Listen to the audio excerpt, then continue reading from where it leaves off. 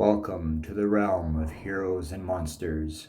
Story time with your host, AP Fuchs. Stories of intrigue, stories of horror, stories of superheroics, stories of monsters. Get ready, the thrill ride begins. Welcome, everybody. We are back. Episode 30. 30. Full season. Season 1, The Realm of Heroes and Monsters Story Time, with your host, me, AP Fuchs. So here we are, we did it. Approximately 7.5 months of weekly podcast content, just for you. Story time stuff, just for you. And by you guys tuning in, it propelled me to keep going and to just, deliver on the stories and tell you some things on the side. And it's been a blast. So thank you so much for tuning in for this first full season. There is a second season coming up. As I mentioned in previous episodes, the plan is we're going to wrap up season 1 with this episode, and then we're going to take a month break. And then after the month break is over, season 2 is going to begin, and it's going to be story time, of course, but it's going to be a different format in regards to the show itself. So, and it's going to be more, I guess you could say, condensed. But anyway, we'll get into all that stuff for the first episode of season 2. But yeah, for right now, I just want to say thank you so much for tuning in. It's a wonderful feeling just to know that you guys were there the whole time and listening to the tales and giving me that, I guess you could say, what every writer needs, and that is a reader, and in this case, a listener. So thank you. It's satisfying for me to share the stories with you, so I appreciate it. And thank you. Just thank you. Thank you. So I thought, for this first little segment, how we always talk, either like superheroes or monsters and that sort of thing.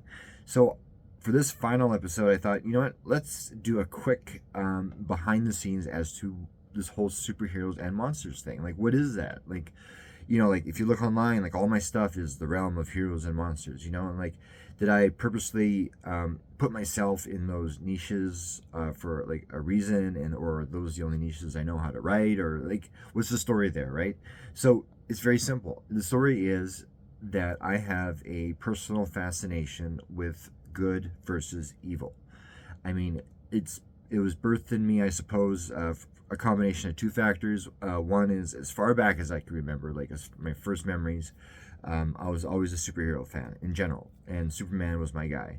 And so that's that part of it. And then the second part is, I grew up in your standard sort of nuclear family, and Christianity is huge in my family. So that in and of itself is about good versus evil, right? So I'm surrounded now, growing up, with a love, for the good, of course, the superhero side of things, and then we have the religious element that in terms of morality and recognizing right from wrong and that sort of thing, right? And of course, when it's important, those are important lessons to teach your kids, right? The difference between right and wrong. So I appreciated that with my parents, but then as I got older, and you start thinking about these things, and you start discovering things about yourself, and we've all been there, right? We've gone on this journey, and I started looking at this whole good versus evil concept, and started, with a more by then, more mature mind,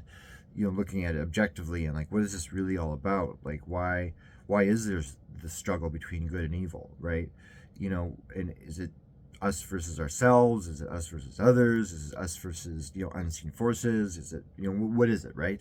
So I started looking into it and doing my own research, and came to my own conclusions regarding it.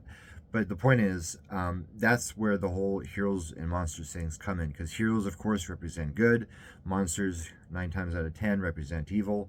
And I've always been, as a horror type guy, drawn to the monster side of horror, as opposed to your standard horror, creepy story, or that kind of thing, some sort of unsettling event, whatever the horror story might be. It was, the monster tales were the ones that drew me. And the reason the monster tales drew me was because I viewed monsters because of the way they look. Like, for example, the werewolf, or a zombie, or a vampire. They're kind of in a way, wearing quote unquote costumes, right? They have a distinct physical attribute. The Wolfman, he's all hairy. The zombie, he's all decayed and gross. And so they had these sort of like trope looks to them, even though trope's not quite the right word, but you know what I'm getting at, right? Is the fact that they had these distinct looks. So of course, in my childhood mind, well, what would those things be? Well, those would be considered, in my view of superheroes, supervillains. So and even to this day, that's how I approach it. Is like, whatever the protagonist is, whether he's human or a superhuman, and he has to go up against monsters. The monsters are always written from that supervillain point of view, because they are supervillains to a large degree, right? Like, the werewolf, right? Like, he's super strong, super fierce, agile. He's got the fighting skills, like the whole bit, right? He's super. Vampires, same thing. Depending on the lore, right? They're strong. Sometimes they get vanished. Sometimes they can fly. Again, depending on the lore that you're reading. But so anyway, that's how this whole thing came to be. This whole good versus evil concept, and that's the foundation of the show that you're listening to right now. That's the foundation of all my creative work: is good versus evil, heroes versus monsters, and that's where I've just kept going with my artistic career, is pursuing that avenue, and doing that through both nonfiction and fiction means. And fiction, of course, is for you, just for you, reader, just for you, listener, just for you, viewer. And yeah, I wanted to share that whole idea of good versus evil, and that's where the heroes and monsters come in. So that gives you an entire context for like every creative endeavor that I've done. So what we've done here is we've combined both parts of this together, the creative stuff plus the pulp culture element, so to speak, but we did it in a nonfiction way this episode because I wanted to give you guys some background on it. So anyway, enough of that. Let's get into story time, because we're going to do story number 1. That's right, story number 1, because there's a second one later. So we're going to do story number 1, and then we're going to come back, have a brief chat, and then we're going to get into story number 2. And then after that, we'll wrap her all up. So that's the plan, okay? So 3, 2, 1, story.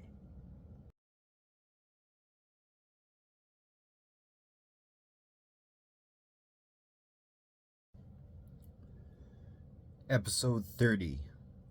Odd Hunting. Grug lumbered over to the silver tub sitting there in the forest. It was open, some rainwater from the shower just moments ago having gathered within. There was a lid, which he rocked back and forth a little on its hinges. The dark gray clouds above signaled more rain was on its way. He went around the tub, surveying all sides, seeing what else was near it. Nothing other than some grass and fallen leaves. But inside was a hunk of raw meat. Dinner. Thunder crashed overhead, and almost immediately it began to downpour. Grug got into the tub for shelter and pulled the lid closed. Its top was transparent, and so he watched as the water splashed against it in a blurry mosaic, showcasing some of the skeletal trees while he ate the meat. A red light flashed within the tub, and a voice said, "Initiating temporal sequence." Immediately after, a purple mist sprayed from tiny nozzles along each side of the tub. It tasted like earthworm mixed with pine. Grug's head swam, and all went dark. He didn't know how much time had passed. Maybe a few seconds, perhaps a few minutes. But when he came to, men covered in connected tiny ringlets of dark gray, stone, with strange pointed head coverings clunked against the tub with 6 thick sticks with triangular ends. "Oi, look at this," one of the men said. "There's someone inside."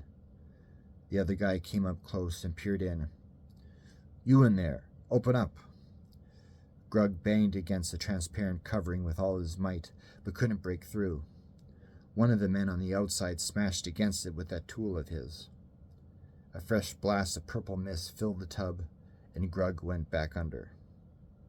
When he awoke, he saw a couple of men in white frilly shirts hitting the outside of the tub with long carved sticks made of wood and... stone again? It didn't look like stone, but he didn't know the word for the long dark gray cylinders coming out of the end of them. Through the barrier, one said, "Hey, you in there, Open this thing." "Look at him, all hairy and matted. What is he?" said the other man. More banging against the tub's hull. Grug banged against the interior of it with his fists and feet, but he couldn't get out. A fresh blast of purple mist put him back under. Grug wasn't sure how much time had passed until he awoke again, this time to 3 men wearing brown hide from head to toe. They beat on the tub with sticks that had stones crisscrossed with hide, holding the two together. "Open," one said. "Open." Grug grunted his reply, once more kicking and pounding against the inside of the tub. The thuds from the men's tools echoed within the narrow chamber, each beat of the tools matching the hard thumping of his heart. One of the men on the outside raised his tool good and high above the transparent roof, and Grug was sure it would break through. The thing came crashing down and bounced off. Frustrated and growling, Grug threw himself around inside the chamber, banging himself against all sides in a furious effort to get out. Nothing changed. Trapped. Utterly trapped. Another blast of purple mist, and the next time he awoke, a handful of young men wearing shirts of various colors cut off at the sleeves along with blue pants jumped up and down on top of the tub. Some kicked at it from the outside. Others threw heavy stones at it. Each slam of the stones against the tub made Grug cringe from the off chance one would smash through and hit him. "Look at this guy," one of the younger men said. "He looks like Chewbacca." Another of the young men laughed. "No kidding. What is he?" "Looks like a caveman to me," another said. Grug hit against the tub's interior again, but his efforts were cut short by more mist. All went black. An indeterminate amount of time passed. When he came to, an older man with gray hair and tidy gray clothes was on the other side of the transparent lid. The man leaned in close and did something with his hand outside of Grug's view. A loud hiss followed, and the lid opened. "Easy, friend," the man said, extending a hand to him. Grug didn't take it, and instead just lunged out and tackled the man to the ground. Immediately, harsh vibrations raced through every bone and muscle in his body, and everything locked up. He was hauled off the man by 2 other men and brought to his feet. The man in gray got off the ground, dusted himself off, then stepped up to Grug. The man said, "You've been through quite a journey." The man stepped aside and with an open hand showed what was behind him. A multitude of tall structures with tubs similar to what Grug had just been in, traveling this way and that through the air. "Welcome to the year 2142. It's time for you to join the others." Then, with a grin, "After all, winter is coming and we don't want to go hungry, and there's nothing quite like a prehistoric steak."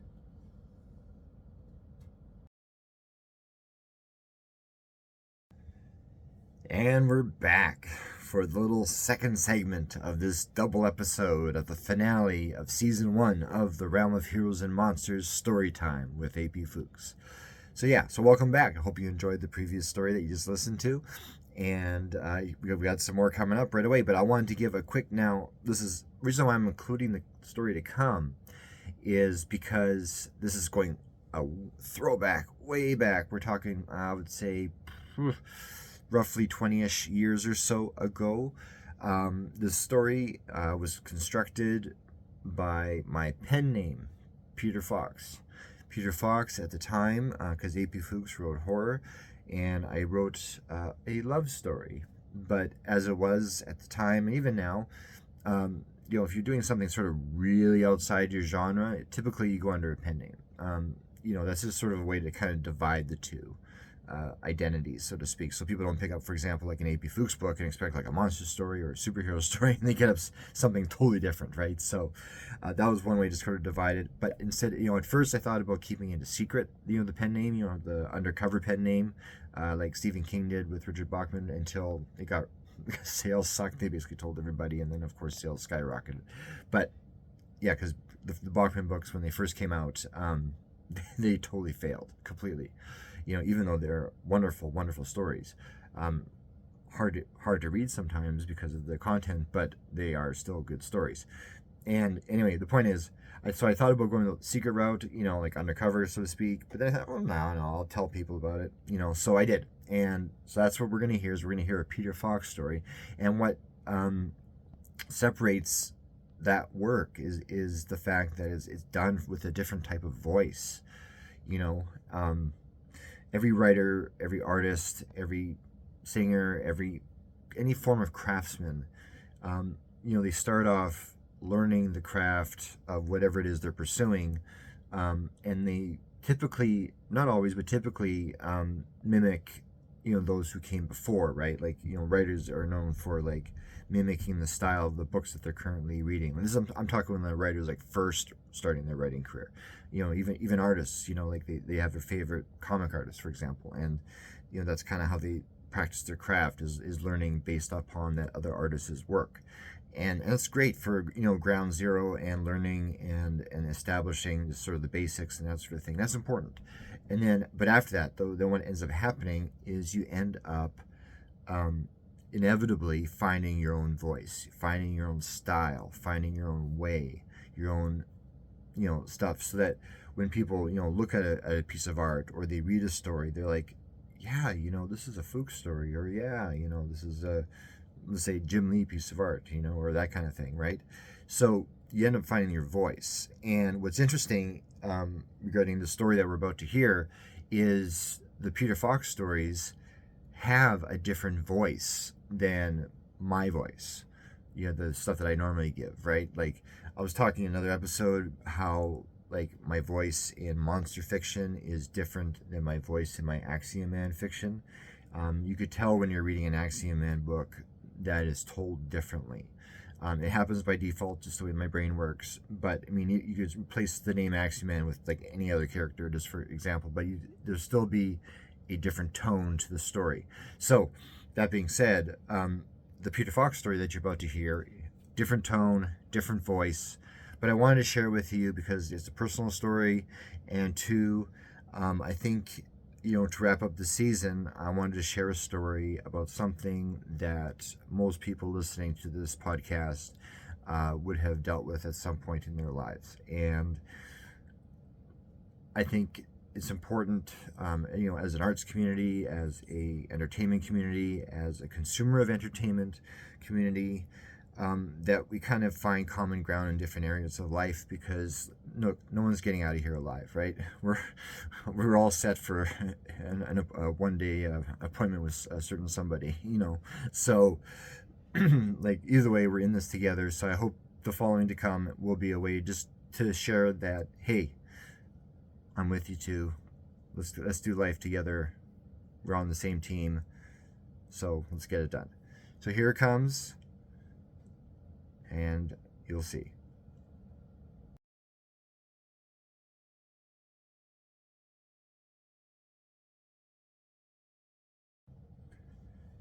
Episode 30.5, My Angel and Me, by Peter Fox.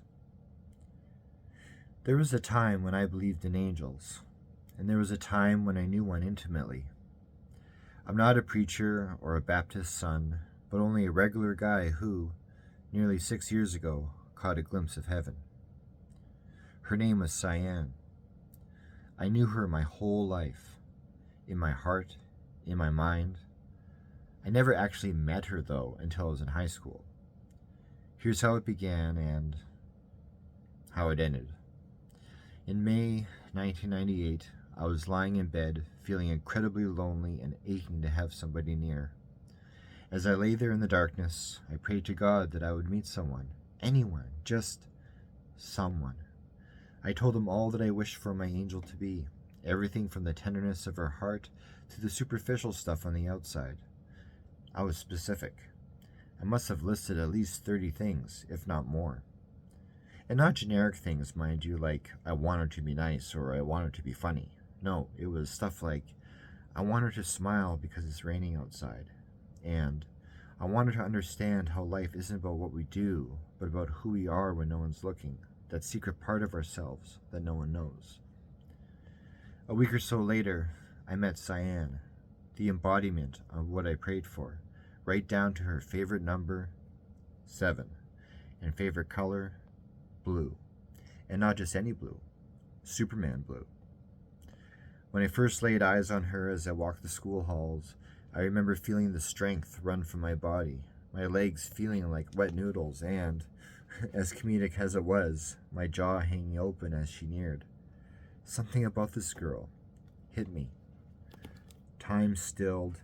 Now it was no longer me, but just a little boy yearning to be held by her, someone distant from what I could be called the conscious realm. Then the world picked up again, and I walked by her, trying to catch my breath, too shy to say anything or even nod in her direction. I saw Cyan now and then in the halls, and each time I was hers. Once she waved to me, and that smile of hers, man, you had to be there. It would make you think the greatest joy you had ever known was nothing more than a bad memory in comparison. That moment would play in my mind throughout the entire day. The following month, a friend of mine, David, had a graduation party at his house just outside the city. What I didn't know was that David was friends with Cyan, so you can imagine my reaction when I came down the stairs into his basement and there she was, sitting on the couch, talking to another girl. Cyan and I talked a lot that night. All the while my heart was racing, my mind trying to wrap itself around her. Those items I asked the good Lord for, she had all of them. I'm not kidding. She had every single one. And man, she was beautiful. All I had pictured my forever sweetheart to be. The same girl I saw in my mind when I started to like girls. The girl I was going to spend the rest of my life with. She was small, only 16 at the time, with smooth cheeks and long, wavy brown hair, smelling of something that reminded me of strawberries and vanilla. We went for a walk that evening, a far ways down my friend's street. I don't remember what we talked about, but I'm sure it was more getting to know you stuff, and when the night was over, she gave me her phone number and email address. A week later, I finally mustered up the courage to email her. She later told me that she had hoped I'd contact her right away, but after a few days went by, she was sad because I hadn't called or emailed. I apologized and told her I was scared, and before you knew it, we had our first date and our first kiss. I remember sitting in my car in her driveway, dropping her off after our first outing. We went to the comic shop, Cadolin Park, the Fuchs, and yet another park, just walking and talking and climbing trees. Just getting to know each other, know the stuff. The little things that make us who we are. Our quirks, the inflections we place on certain words, how we move, how our eyes light up just after we're about to say something exciting. Then, in the driveway, she asked if she can give me a kiss. I said yes, and the rest, as they say, is history. We celebrated Thanksgiving together, my birthday, Christmas, New Year's. I loved her so much, and she felt the same. There was this one time in December, on the 1st actually, when I got up before 6 a.m. to deliver the morning paper.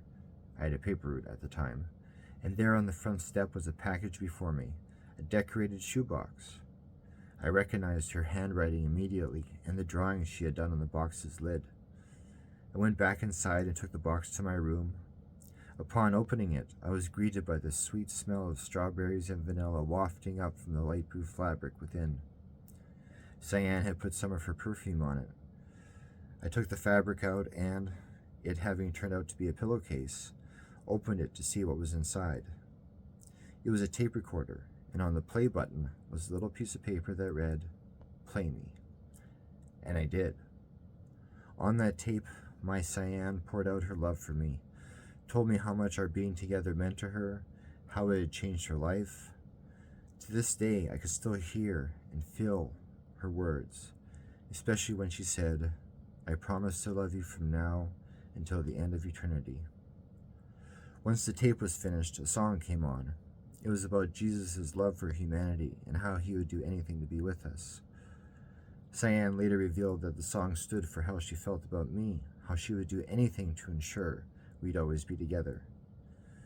She was my angel. At the beginning of January following our first and only New Year's, she and I became intimate with one another. She was the first girl I ever made love to, and even now I do not regret giving myself to her. Then, as much as our expressions of love meant to each other, as much as how pure our uniting was, something happened. Something neither of us expected. We broke up. We had to. Her parents, and mine, found out we were sleeping together. This soon led to late-night talks with my folks, arguments, me trying to fathom how they couldn't understand that I loved Cyan. My angel had it rough at home, too. Because she was with me, it was making her home life difficult. Her parents wanted us apart. We had a long talk one night, she and I, roughly 2 weeks after losing ourselves to and in each other. And the next morning, she and I broke up. We parted in tears, completely broken and down inside. It was a relief when, shortly after, a few days maybe, I can't remember, she and I decided to fight for us. We did it by getting back together. Our parents fought back, 4 against 2. We were young. We had no place to go and no one to turn to other than each other. In the end, after a period of breaking up and getting back together, trying so hard to make it work, we said goodbye for the final time. These days, when I'm not writing, I think about her. Most of my poetry is about her. Nearly every night I dream about her, and when we're together in my dreams, I'm so happy. Happy, actually, isn't even a big enough word to describe it. When I'm with Cyan in my dreams, I'm at peace. My heart, still aching from losing her those many years ago, is finally at rest. Then I wake up and want to die because my angel isn't with me. I've tried to kill myself, the pain of our separation being too much for me. Something broke inside when we parted. A nervous breakdown, some might say. I was admitted to hospital and put on medication. I still take the pills today. My body's chemistry isn't right anymore. I also found out it was never right to begin with. I've always been predisposed to sadness and fear of loss. My psychiatrist calls this depression. And he's right. I am depressed. I still think of death more often than I should. More often than anyone should, for that matter. But I'll stick around, because you never know. My prayer, the one I prayed continuously for years, the one begging God to bring her back, to send her down to me again, might still be answered.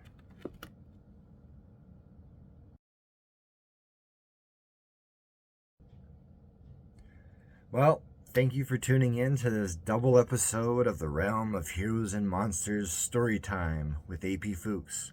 This is the end of Season 1, 30 full episodes. I say it again, 30. Like, that's a good number. That's like, if you did one a day, that's like a month. You know what I mean? That's pretty good, you know? I mean, it would take you maybe, a day and a little bit to do it if you did it 24 hours consecutively, so 30 hours total. Wow, the shows aren't that long, so you could probably wrap it up in 12? But next season, the shows are going to be longer. Why? Because the stories are going to be longer. But again, we're going to get all into that when we get into the first episode of Season 2 and talk about what's to come. And I have a plan for that first episode of what we're going to do that's going to set it apart from the remainder of the season. But again, we're all going to get into that at that time. I don't want to give too much away. I want you guys to sort of wait in anticipation and all the rest of it. So let's do that. Okay, so I'm going to leave you guys. I'm going to say thanks again for tuning in for an entire full season of the Realm of Heroes and Monsters Storytime. And I'm so excited to get started on Season 2. But well, we got to do some recording, I suppose. Get that going for you. So that's going to be the aim for the next while we have some downtime. And then, like I said, we're going to come back in a month and we're going to get right into Season 2 with more stories of heroes and monsters. So be sure to subscribe to this channel. Be sure to subscribe to this whatever way you're listening to this through Spotify or whatnot, and whatever the subscribe button is, find it, click it, use it, because you got to be ready, because in a month, Season 2. See you then.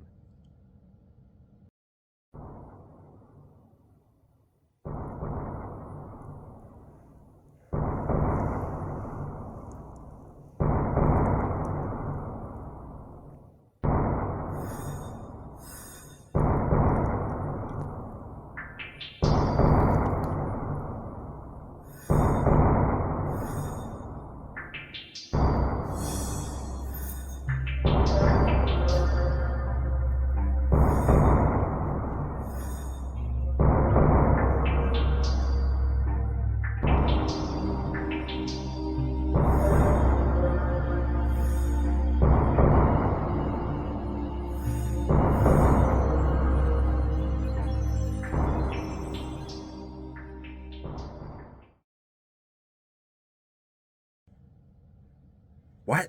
You stuck around till after the credits? You knew that was what we do here? All right, well, here we are. Okay, so this is going to be really quick, and this is a behind-the-scenes thing on just quickly how these episodes are done. What I do is, and this makes it easier for me, is I'll, whatever stories we're going to be reading, I'll actually record the stories first. I don't do like a show, record a story, do more show, and that's it. No. I do a binge read, so to speak, and record a pile of me reading first, and then later come back and then do the surrounding show bits and then assemble it all together at the end. That's why if you're watching this on YouTube, for example, in the watch listen version of the podcast, you'll notice that during the show segments I'll be wearing like one shirt, and then during the reading segments I'll be wearing like completely different clothes, and that's because I recorded the stories on a different day than the actual show. So anyway, that's the behind the scenes things on how this season was constructed. And again, I hope you enjoyed season 1 of the Realm of Heroes and Monsters podcast, and I look forward to seeing you again in season 2. So stay tuned, tune in next time for season 2, episode 1. Subscribe.